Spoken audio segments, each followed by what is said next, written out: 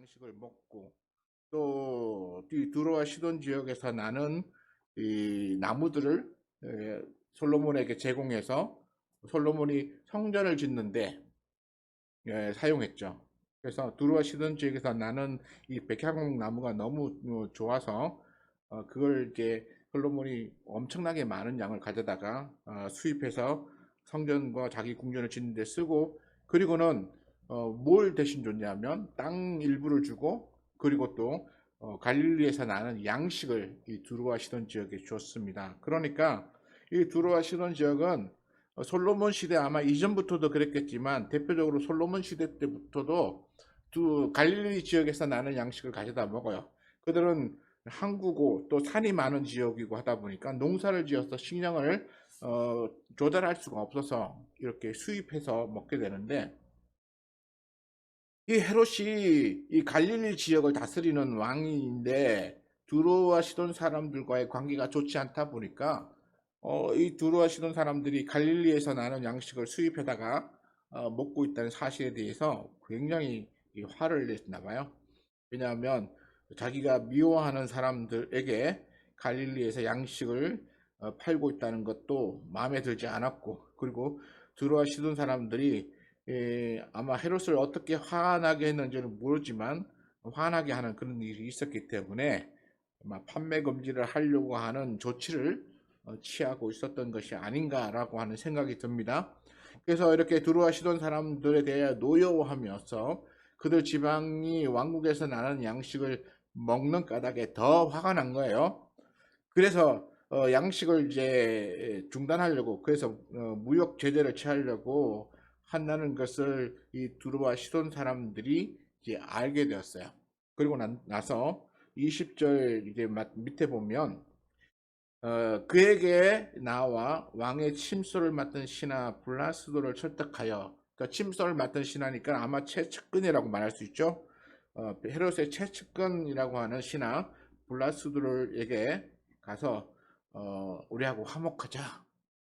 헤롯이 우리를 매우 미워하는데 당신이 중간에 나서서 우리하고 얘기를 잘 할 수 있도록 우리가 이렇게 해서 헤롯에게 이렇게 뭔가를 해줄 테니까 헤롯에게 잘 얘기해 달라. 그러니까 뭐 그렇게 해서 같이 이제 화목하려고 하는 기회를 이제 만들고 있죠. 원래 정치적인 대화는 처음부터 우리 뭐 이렇게 정치적으로 뭐 합시다 이래서 하는 게 아니고 뭐 물밑에서 서로 이렇게 얘기하는 거죠.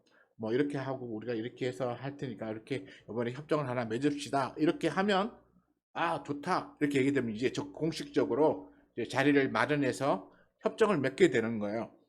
그래서 지금 두루와 시돈 사람들이 이 블라스도라고 하는 침손 맡은 신하에게 그렇게 가서 얘기하고 설득해가지고 만남의 장소를 또는 자리를 마련했어요. 만남의 장소가 언제냐면 21절에 보면 이렇게 나와요. 헤롯이 나를 택하여 왕복을 입고 단상에 앉아 라고 말하고 있습니다. 이 나를 택하여, 여기서 나를 택한다라고 하는 것은 헤롯이 어떤 특정한 날을 정했다는 것이죠. 그런데 이 날이 어떤 날인가라고 하는 것은 이제 바로 조금 이따 설명할 텐데요. 그런데 이 헤롯이 나를 택했다는 의미가 어떤 날이냐면 바로 두루와 시돈 사람들이 블라스도를 설득해서 우리 화목하자 또는 화친하자라고 하는 이 조약을 맺는 날로 헤롯이 나를 택했다라고 보는 것이 옳습니다. 그리고 또 이 날은 그냥 아무런 날이 아니라 특별한 날이었어요.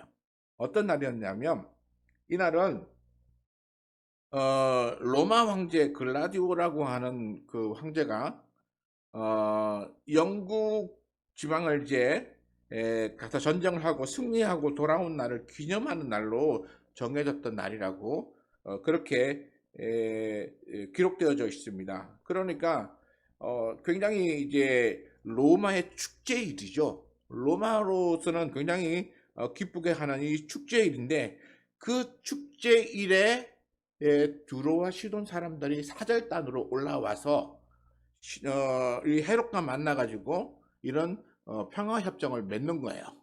바로 그래서 그 협정을 맺을 수 있는 특별한 날, 그렇게 축제일을 정해서 사절단이 올라온 날에 같이 화친하는 협정을 맺고 그렇게 함으로써 이제 뭐랄까 두로 사람과 시돈 사람들은 식량을 안전하게 확보할 수 있고 헤롯은 그들이 자기들에게 해주는 것으로 인해서 마음의 기쁨을 얻을 수 있는 그래서 서로 이렇게 좋은 시간을 만들려고 그렇게 날을 정했습니다. 그리고 난 다음에 헤롯이 그렇게 날을 정하고 자기가 분봉왕으로 있는 그 자리에서 축제를 이끌어가는 자리에서 자신이 뭔가 위험 있는 모습을 보여야겠다.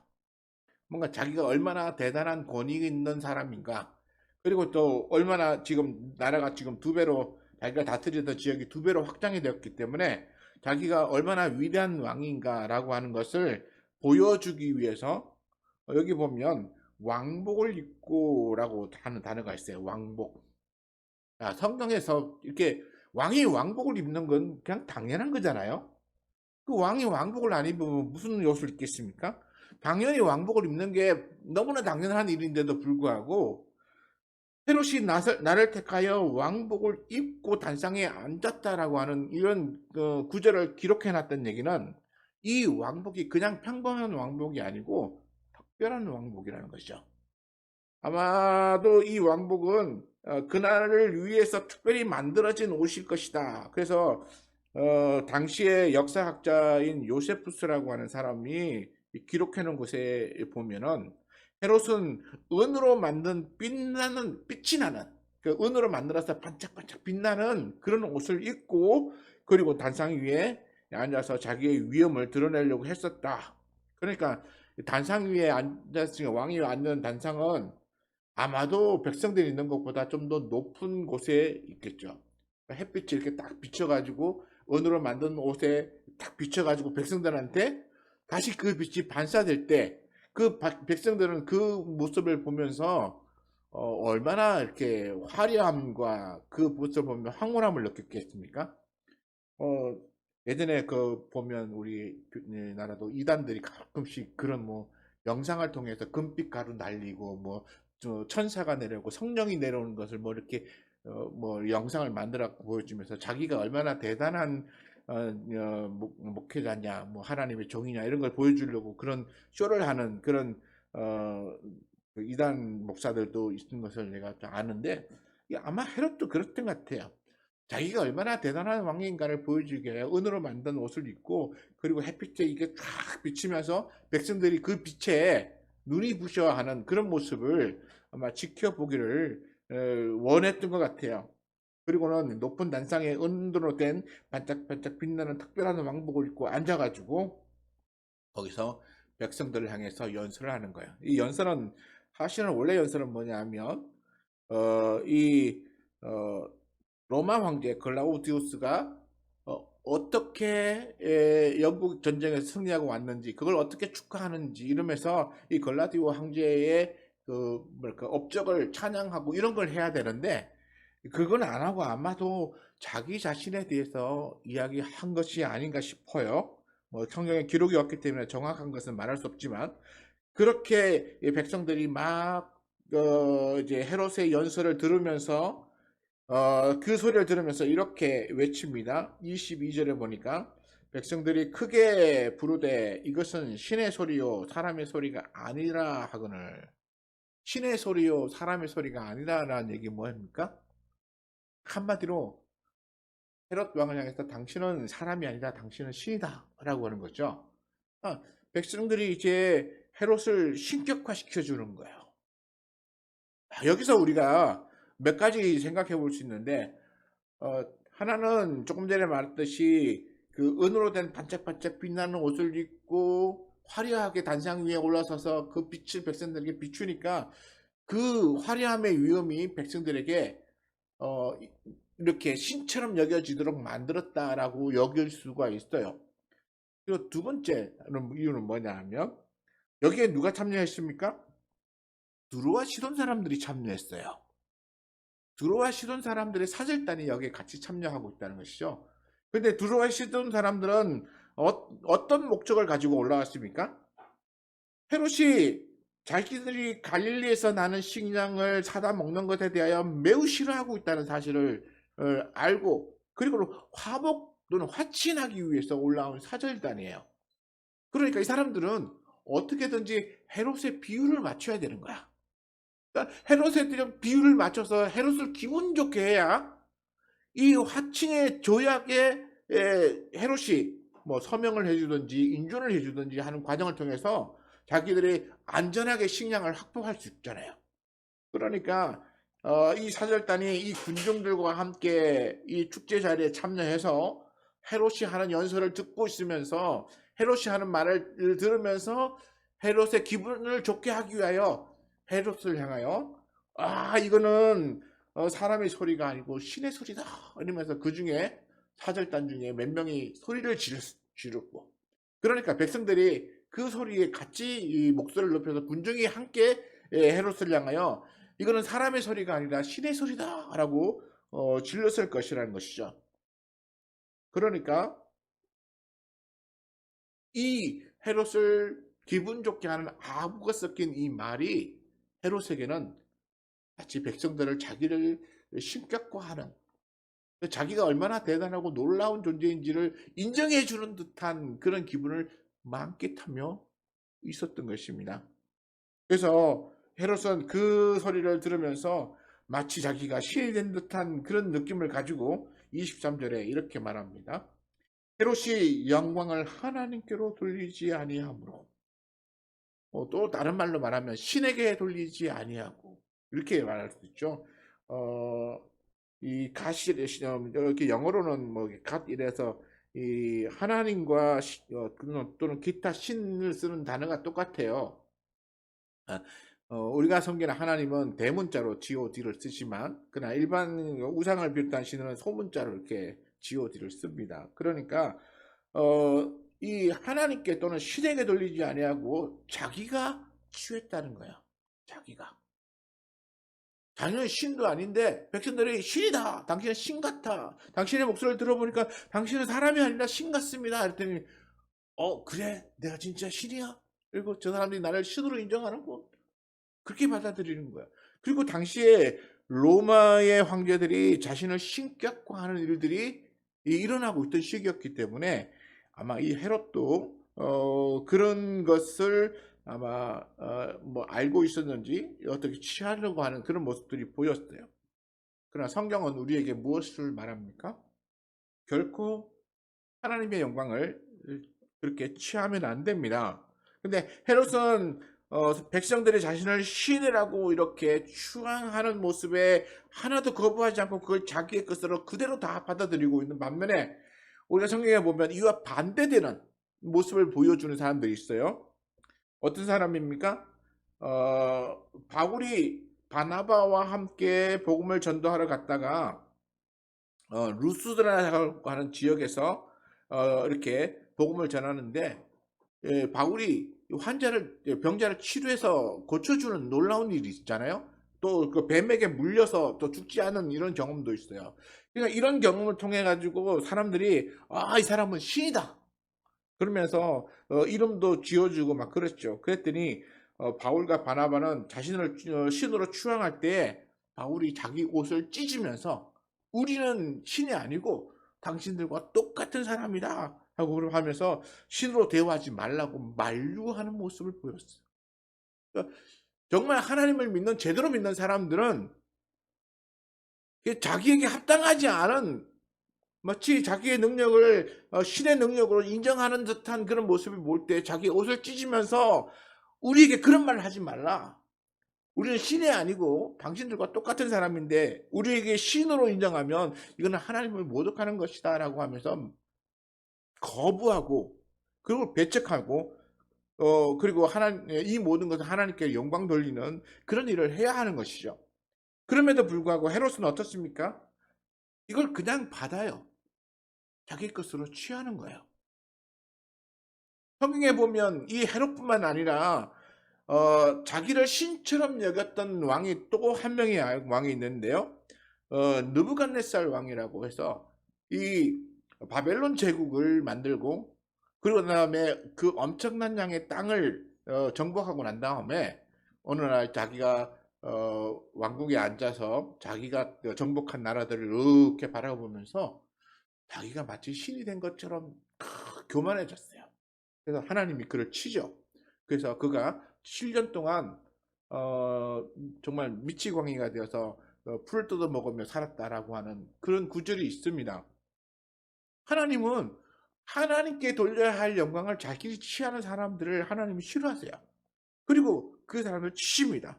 그래서 느부갓네살도 쳤고 지금 헤롯도 쳐서 헤롯이 어떻게 됩니까? 헤롯이 주의 사자가 곧 치니 벌레에 먹혀 죽으니라. 결국 벌레에 먹혀 죽었다라고 하는 것이 정확히 어떻게 벌레에 먹혀서 죽었는지는 알 수는 없지만 아마 뭐 이렇게 뭐 해충이나 하는 기생충이 아마 내장을 파먹어서 또는 뭐 그 기생충이 뭐 뇌를 파먹어서 아마 죽었다 뭐 이런 얘기도 있는데요. 어쨌든 벌레에 먹혀서 죽임을 당했는데 이게 금방 죽지는 않고요. 한 2년 정도의 기간이 걸렸다라고 얘기를 합니다. 어쨌든 헤롯은 그 교만 때문에 죽었어요.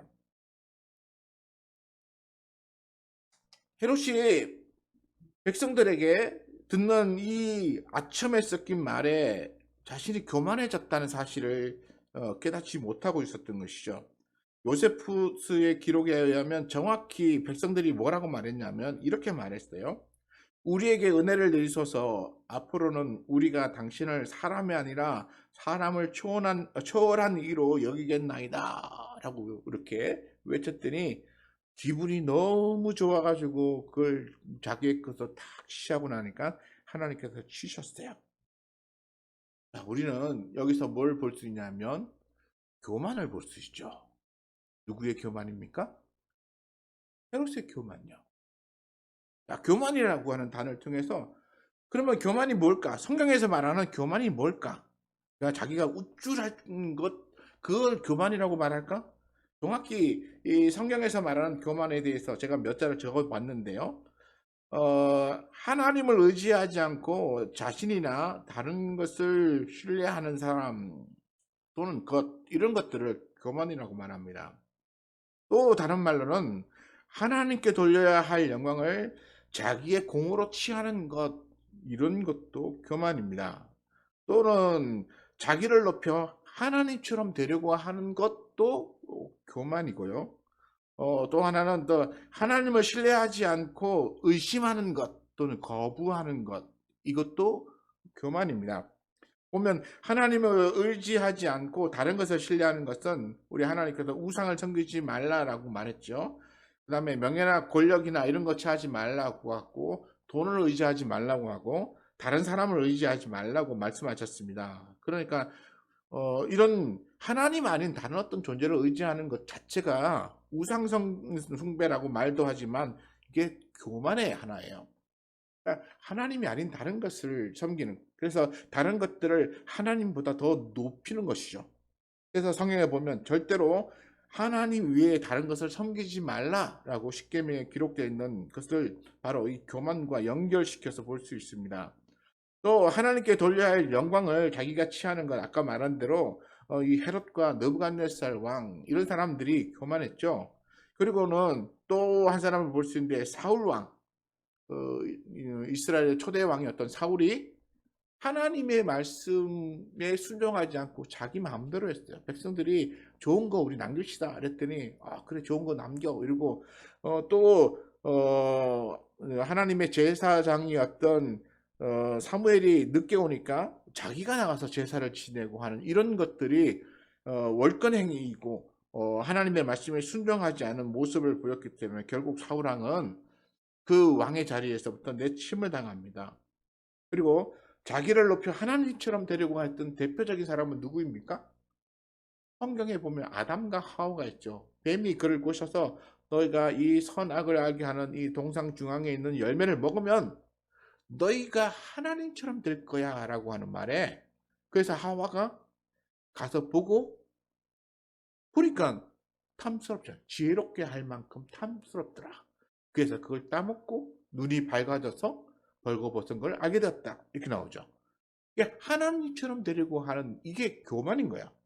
하나님은 이 교만을 싫어하는 거예요. 그래서 결국 아담과 하와가 에덴 동산에서부터 내침을 받는 것입니다. 그 하나님을 신뢰하지 않고 의심하는 사람들. 이거는 뭐 대표적인 사람들이 다 불신앙의 사람들이죠. 하나님을 거부하고 하나님의 복음을 전해도 받지 않고 이런 사람들. 바로 이런 사람들이 다 교만과 연결되어 있는 거예요. 그렇기 때문에 우리는 이 교만이라고 하는 단어가 결국 우리의 삶을 어떻게 만들어 가는가, 그리고 결국 헤롯은 이 교만에 의해서 자기의 인생의 마지막을 맞이하고 있다는 사실도 우리가 볼 수 있습니다. 그리고 난 다음에 이제 헤롯은 벌레가 먹혀서 이제 죽었다라고 하는 말이 나오죠. 그리고는 24절에 갑자기 엉뚱한 말이 나옵니다. 앞에 연결하는 말씀하고는 전혀 연결이 안 되는 듯한 말씀이 여기 붙어 있는데, 보면 어떤 말씀이냐면 24절에 하나님의 말씀은 흥왕하여 더하더라. 헤롯이 벌레에 먹혀 죽었다는 말이 끝나고 난 다음에 하나님의 말씀은 더 흥왕하여 더하더라라고 하는 말로 연결되어지고 있어요. 그럼 헤롯이 벌레에 먹혀 죽은 사건과 하나님의 말씀이 흥왕하는 것은 무슨 관계가 있느냐? 우리는 이 말씀이 굉장히 대조적으로 보여졌다는 것을 알 수 있어요. 하나님의 말씀을 거부하고 하나님께 돌려야 될 영광을 자기가 취하고 자기가 높아져서 자기가 마치 하나님과 같이 높은 자리에 앉아서 하나님처럼 숭배를 받으려고 했던 이 헤롯은 죽었어요. 그리고 하나님을 섬기는 제자들을 핍박하고 그를 죽이고 또 죽이려고 했던 그의 음모, 이 음모를 가졌던 헤롯은 결국 죽었어요. 하나님의 교회를 핍박했던 이 존재들은 결국 하나님이 그들을 침으로써 죽임을 당해요. 그런데 이런 일이 있을 때 그와 동시에 무슨 일이 벌어지냐면 하나님의 말씀은 확장되어 나가는 놀라운 일이 발생하기 시작해요. 헤롯이 죽고 난 다음에 하나님의 말씀이 더 많은 사람들에게 퍼져나가기 시작하고, 더 많은 사람들이 하나님의 말씀을 듣기 시작하고, 더 많은 사람들이 하나님의 말씀 듣고 하나님의 나라로 들어오는 거예요. 하나님은 이 땅 가운데서 어떤 사람을 찾으십니까? 예수님을 통해서 나는 어떤 사람을 찾으러 왔노라고 말씀하셨습니까? 나는 잃어버린 양을 찾으러 왔다. 잃어버린 영혼을 찾으러 왔다. 잃어버린 사람을 찾아서 누구에게로 데려가기 위해요? 다시 아버지 하나님께로 데려가기 위해서 나는 잃어버린 자들을 찾으러 왔다고 말씀하셨어요. 그러니까 이 세상 가운데에서 잃어버린, 하나님의 말씀을 순종하지 않았던 아담과 하와에 의해서 잃어버린 영혼들이 다시 예수님을 통하여 하나님의 말씀을 순종함으로 하나님께로 회복되어지는 이 놀라운 이 과정들을 우리 예수님께서 하시기 위해서 오셨다는 거예요. 그 예수님의 말씀이 이 땅 가운데서 흥황해진다는 얘기는 그 말씀이 사람들에게 증거되어져서 사람들이 그 말씀을 듣고 하나님의 말씀에 순종하는 사람들이 늘어나기 시작했다는 거예요. 하나님을 믿고 따르는 사람들이 더 많아지기 시작했다는 거예요. 그리고 성경 말씀에 맞춘다면 잃어버린 영혼들이 되찾아져서 하나님께로 돌아가는 일들이 더 많아졌다는 얘기예요. 그러니까 하나님의 말씀을 증거하고 또 이런 일에 앞장서서 일하는 사람들을 핍박하던 헤롯은 하나님의 사자에 의해서 죽임을 당하고, 하나님의 말씀을 순종하며 복음을 전하는 사람들의 그 노력은 영혼을 구하여서 하나님 나라가 점점 더 확장되어져 가는 놀라운 결과들로 나타나고 있다는 것입니다. 이게 하나님이 우리에게 기대하시는 거예요. 그리고 이게 사도행전에서 하나님께서 우리에게 보여주시면서 나는 이것을 원한다라고 말씀하시는 대목 중에 하나예요. 나는 너희들을 통해서, 나는 제자들을 통해서, 나는 예수 믿는 사람들을 통해서 나는 이것이 이렇게 되어지기를 원해, 나는 이런 것들을 싫어하고 나는 이것을 원해 라고 하는 이 두 가지를 이렇게 대비해서 보여주고 있어요. 헤롯처럼 핍박하고, 그 다음에 믿는 사람들을 죽이고, 또 교회를 박해하고, 그리고 하나님께 돌려야 될 영광을 자기가 취하면서 자기가 뭔가 대단한 존재인 것처럼 여기는 교만한 자들에 대해서는 하나님께서 딱 쳐내시고 그런 하나님의 말씀에 순종하며 점점 더 하나님이 원하시는 영혼 구원하는 사역에 헌신하는 일들은 더 많이 늘어나도록 하시는 것이 우리 하나님이 원하시는 일이에요. 그러니까 하나님의 말씀에 순종하는 사람들, 이 사람들 찾으시죠? 그 사람들은 결국 하나님 나라의 백성이 되는 자격을 가진 사람들입니다. 곧 하나님 나라를 섬기는 사람들이 이제 많아지는 것이죠. 이걸 통하여서 하나님의 조금 전에 말한 대로 나는 이것을 원한다. 그거 보여주시는데, 예, 그리고 25절에 가면 또 앞에 말씀하고 연결이 되어지지 않을 것 같은 또 이상한 말이 하나 있어요. 갑자기 바나바와 사울이 부주하는 일을 마치고 마가라는 요한을 데리고 예루살렘에서부터 이제 안디옥으로 다시 돌아옵니다. 그리고 난 다음에 이제 13절에 보면 그때 이제 바울과 바나바가 이제 안디옥 교회에서 따로 세움을 받고 그리고는 선교사로 파송을 받아요. 그리고 안디옥 교회에서부터 어디로 갑니까? 지중해 연안을 끼고 지금은 터키 지역에 있는 그 지역부터 시작해갖고 유럽의 일대에 복음을 전하기 위해 그들이 나갑니다. 그러니까 이게 24절에 나와 있는 하나님의 말씀이 흥황하여진다는 말과 25절에 바울과 바나바가 안디옥 교회에 와서 이제 하나님의 일을 새롭게 확장해서 이제 말씀 그대로 땅 끝까지 복음을 전하기 위하여 나가는 일이 시작되는 이 연결점이 이렇게 같이 이렇게 교차되며 연결되어져 가는 이런 놀라운 그림을 우리에게 보여주고 있어요. 우리는 여기서 생각해 봐야 할 중요한 것이 있는데요. 뭐냐면 나는 교만한가? 아까 말했죠. 교만은 어떤 거라고요? 스스로 뭐 나 잘난 척하고 그런 게 아니고 하나님 의지하고 있는가? 내가 하나님을 다른 무엇보다도 더 의지하고 있는가? 난 신앙생활 하면서 하나님 외에 내가 하나님보다 더 의지하고 있는 거 혹시 그런 게 없나? 나 자신 한번 살펴봐야 돼요. 우리 교회 다니는 사람들 중에 또 보면 하나님을 믿고 하나님께 기도한다고 하면서 뭘 위해 기도하냐면 돈 많이 벌기 위해서 기도하는 사람도 있어요. 세상 가운데서 출세하고 성공하기 위해서 기도하는 사람도 있어요. 물론 출세하고 성공하면 좋죠. 그런데 문제는 뭐냐면 그렇게 기도하는 사람들의 기도는 문제가 있어요. 하나님을 도구 삼아서 자기가 이루고자 하는 목적인 성공과 출세가 최종적인 목표인 거예요.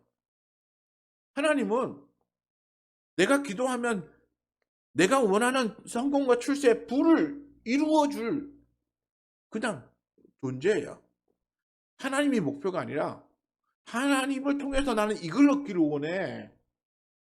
이렇게 돼버리면 이건 신앙에 큰 문제가 있어요.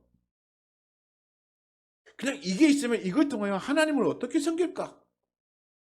이걸 하나님의 뜻대로 어떻게 사용할까?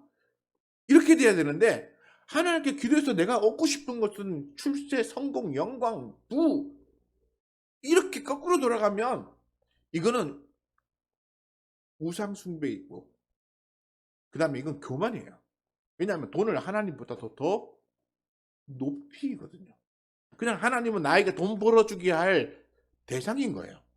내가 하나님께 기도해서 나는 이걸 돈을 얻고 하나님께 기도해서 내가 성공을 얻고 하나님께 기도해서 뭔가 얻는 이런 식의 기도가 되면 우리는 하나님께 온전한 신앙을 살았다고 말할 수 없습니다.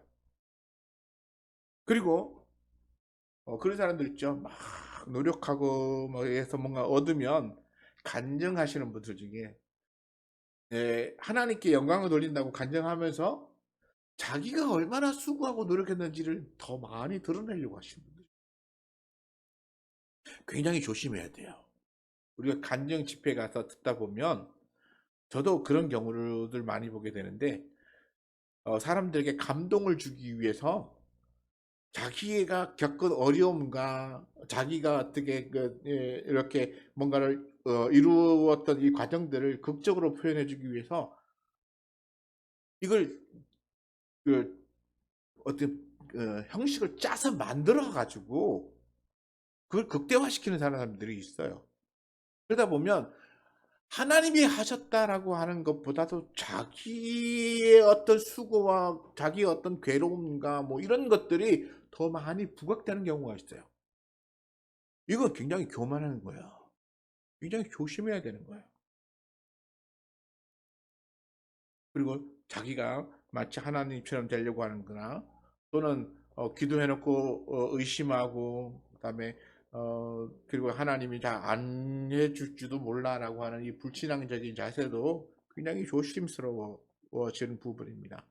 그렇기 때문에 우리는 우리의 교만은 우리를 헤롯처럼 멸망시킬 수도 있다는 사실. 그러나 우리가 하나님께 순종하면 그러면 우리는 우리를 통하여 하나님의 말씀이 흥왕하여져 가요. 여기서 중요한 게 다시 한번 중요하다고 자꾸만 말해서 죄송한데 근데 중요하게 생각해야 될 부분 하나가 뭐냐면 내가 믿고 신뢰하고 기도하고 하는 걸 통해서 그 결과물이 나에게 떨어지기를 원하는 이런 생각은 있잖아요. 이건 교만으로 생각해야 돼요. 근데 하나님 우리에게 원하시는 건 뭐냐면 나의 수고와 나의 노력을 통하여 이것이 하나님의 뜻을 이루고 하나님께 영광 돌려지는 것을 원하세요. 그러니까 이게 달라요. 내가 최종적으로 뭔가 신앙생활을 해서 무슨 결과물을 내가 기도했더니 나에게 이런 결과물이 오고 내가 하나님께 섬겼더니 이런 결과물이 오고 내가 하나님께 복받아서 이런 게 오고 그 최종적으로 뭔가 결과물이 나에게 자꾸 떨어지는 것을 자꾸만 바라는 이런 신앙은 결국 하나님의 영광을 위해서 사는 신앙이 아니에요. 하나님의 영광을 위해서 사는 신앙은 내게 필요 없어도 나를 통해서 하나님이 영광 받으실 게 뭔가 내가 하나님을 위해서 섬길 게 뭔가 내가 하나님의 뜻을 이루기 위하여 내가 어떻게 사용되기를 바라는가 하는 이런 관점으로 돌아가야 되는 거죠. 우리는 나는 헤롯같이 않아, 헤롯처럼 저렇게 교만하지 않아 라고 말하지만 그러나 최종적으로 모든 것에 대한 결과물이 나에게 떨어지고 나에게 아무것도 돌아오지 않으면 내게 무슨 소용이 있어? 내가 교회 다니는 게 무슨 소용이 있어? 내가 기도하는 게 무슨 소용이 있어? 내가 섬기는 게 무슨 소용이 있어? 라고 내게 결과물이 돌아오지 않으므로 아무 소용이 없다라고 생각하는 신앙은 이건 나보다도 하나님을 높여야 되는 관계에서 오히려 하나님보다도 나를 더 높이는 것으로 바뀌어지는 것이죠. 근데 많은 사람들이 이걸 착각하며 살아요. 기도하면서 나에게 기도 응답이 안 되지면 에이 하나님이 무슨 소용이 있어? 그리고 자기가 매우 어렵고 위급한 일을 당했는데 하나님께 기도하고 막 했더니 기도가 응답 안 되고 자기에게 어려움이 돌아왔어. 그러면 하나님이 안 계신 거야 이거는. 하나님 나를 안 돌보시는 거야. 왜냐하면 모든 생각을 자기에게 무슨 어떤 원하는 결과물이 돌아왔을 때 그 결과물을 가지고 하나님이 계시는지 안 계시는지 하나님이 나를 도우시는지 안 도우시는지 하나님이 정말로 참 하나님이신지 아닌지를 평가하려고 하는 이거 굉장한 교만인 거죠. 오히려 우리는 내 섬김이 하나님께 어떻게 영광되어지는가? 내 삶이 어떻게 하나님께 쓰여질 것인가? 내게 아무것도 돌아오지 않아도 나를 통하여서 하나님의 말씀이 얼마나 많은 사람들에게 전파되고 많은 사람들이 하나님을 알아가는가? 그걸 위해서 살아야 되는 거예요. 우리가 사도행전 속에 기록되어 있는 주의 제자들은 그렇게 살았어요. 우리가 너무나도 존경하는 바울도 그렇게 살았어요. 바울이 그렇게 몇십 년 동안 복음을 전하기 위하여 온갖 죽을 고생을 다 하고 난 다음에 왜 결과물로 나에게 어마어마한 돈을 안 주시나? 부를 안 주시나? 높은 권세를 안 주시나? 높은 명예의 자리에 앉게 안 하시나? 그걸 따졌다면 바울은 아마 성경에 기록되지도 않았을 것이고 그렇게 쓰임받지도 못했을 거예요. 그는 자기의 목숨을 그렇게 하나님을 위해서 쓰고 자신에게 돌아올 것에 대하여 아무런 기대하지 않고 나는 오직 내 삶을 하나님께 영광 돌리기 위하여 사용되어지기를 원합니다. 라고 해서 자신의 모든 삶을 오직 복음 증거하는 데만 썼기 때문에 그 이후에 우리는 바울이라는 사람을 이렇게 존경할 수 있게 된 거예요. 이게 신앙의 너무나도 중요한 차이인데 이 미묘한 차이를 너무나 많은 사람들이 잘 모르고 있다는 거예요. 이 미묘한 차이를 몰라 가지고 자기에게 돌아오는 것이 있어야 이게 참 신앙이고, 그리고 자기에게 자기가 믿는 신앙이 틀리지 않았다. 그리고 그렇게 결과물을 받은 사람들을 보면서 '와 대단하네. 당신은 어떻게 하나님을 믿었기에 그렇게 복 받았어?'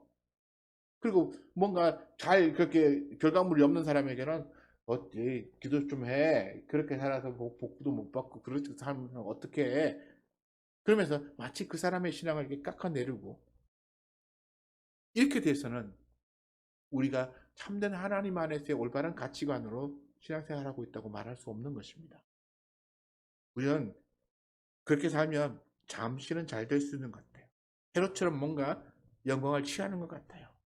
그러나 최종적으로는 하나님과 관계없는 사람이 될 수 있음을 우리는 알아야 할 것입니다.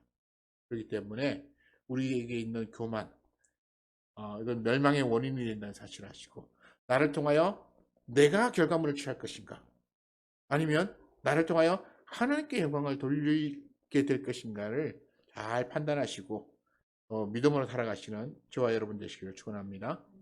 기도하겠습니다.